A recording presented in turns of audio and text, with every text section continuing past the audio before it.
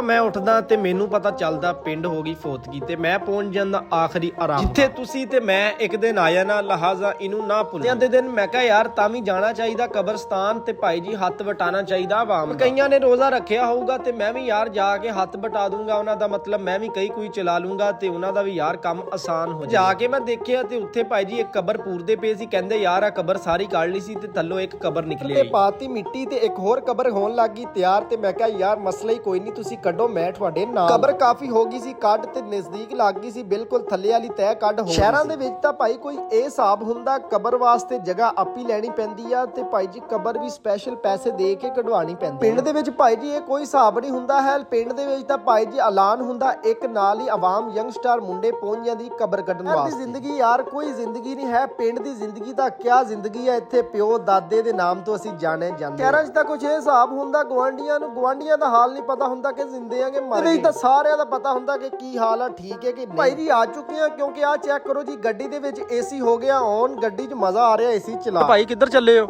ਯਾਰ ਹੱਥ ਖਰਾਬ ਆ ਕੀ ਹੋਇਆ ਹੱਥ ਨੂੰ ਪੱਠੇ ਵੱਢਣ ਚੱਲੇ ਆ ਓਏ ਹੋਏ ਹੋਏ ਹੋਏ ਯਾਰ ਹੱਥ ਨੂੰ ਪਤਾ ਨਹੀਂ ਕੀ ਹੋ ਗਿਆ ਕੀ ਦਾਤੀ ਲੱਗੀ ਆ ਹਾਂਜੀ ਦਾਤੀ ਲੱਗੀ ਆ ਕਿੱਧਰ ਚੱਲਾ ਵੈਸੇ ਪੱਠੇ ਲੈਣ ਜਾ ਰਹੇ ਚੱਲ ਆ ਯਾਰ ਮੈਂ ਮਾਰਦਾ ਆ ਯਾਰ ਮਸਲਾ ਹੀ ਕੋਈ ਨਹੀਂ ਹੈਗਾ ਚਲੋ ਮਿੱਤਰੋ ਯਾਰ ਤੁਹਾਨੂੰ ਪਤਾ ਯਾਰ ਫਿਰ ਇੱਕ ਦੂਸਰੇ ਦੇ ਕੰਮ ਹੀ ਆਉਣਾ ਚਾਹੀਦਾ ਜੀ ਮਿੱਤਰੋ ਆਇਆ ਜੋਂਦਰੀ ਜਿਹੜੀ ਆਪਾਂ ਵੜਨੀ ਆ ਹੈ ਵੀ ਕਾਫੀ ਵੱਡੀ ਆ ਮਸਲਾ ਕੋਈ ਨਹੀਂ ਹੈ ਉਮਰ ਭਾਈ ਤੁਸੀਂ ਬਸ ਚਾਦਰ ਵਿਛਾਓ ਦਾਤੀ ਉਰੇ ਫੜਾ ਦਿਓ ਬਈ ਦਾਤੀ ਫੜਾ ਦੇ ਉਰੇ ਬਾ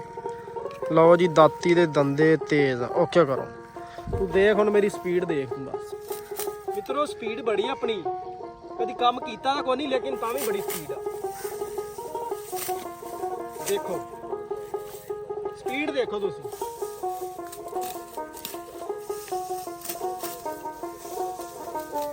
ਮਿੱਤਰੋ ਫਿਰ ਜੋਂਦਰੀ ਦੀ ਤਕਰੀਬਨ 15 ਮਿੰਟ ਲਾ ਕੇ ਪੰਡ ਇੱਕ ਵੜਤੀ ਆ ਮੈਂ ਕਿਹਾ ਓਕੇ ਕਰੋ ਉਮਰ ਸਾਹਿਬ ਹੁਣ ਜਾਓ ਸਕੂਨੇ ਨਾਲ ਘਰ ਮਾਸ਼ਾਅੱਲਾ ਜੀ ਮਾਸ਼ਾਅੱਲਾ ਮੁਬਸ਼ਰ ਭਾਈ ਪਾਣੀ ਲਾ ਰਿਹਾ ਦੇਖੋ ਮੁਬਸ਼ਰ ਭਾਈ ਤੁਸੀਂ ਪਾਣੀ ਤਾਂ ਲਾ ਰਹੇ ਹੋ ਆ ਦੇਖੋ